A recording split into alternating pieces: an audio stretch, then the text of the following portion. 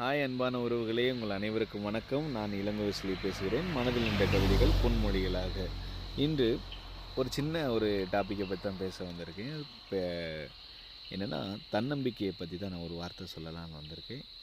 தன்னம்பிக்கை நம்ம மேலே நம்ம நம்பிக்கை வச்சா மட்டும்தான் நம்ம பிறரோட விமர்சனங்களுக்கு நம்ம பதில் சொல்ல முடியும்.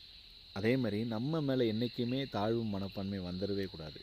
என்னடா அவங்க நம்மளை இப்படி சொல்கிறாங்க, இவங்க நம்ம இப்படி சொல்கிறாங்க, நம்ம அப்படின்ற கதை நம்ம மேலே வரும்பொழுது நம்ம அந்த விமர்சனங்களை ஏற்றுக்கொண்டு தான் ஆக வேண்டும். ஆனால் அந்த விமர்சனங்களை கூறுபவர்களுக்கு நமது பதில் நம்மளது வளர்ச்சி பாதையில் செயல்பாடுகளிலே இருக்கணுமே தவிர நம்ம அதுக்கு ஆப்போசிட்டாக அகேன்ஸ்ட் நின்றுட்டு இருந்தோம் அப்படின்னா நம்மளோட நம்பிக்கையில் நம்மளே குறைத்து கொள்வதாகும். நம்மளே நம்ம தாழ்த்தி கொள்ளும். நம்ம என்றைக்குமே உயர்ந்தவர்கள் தான்.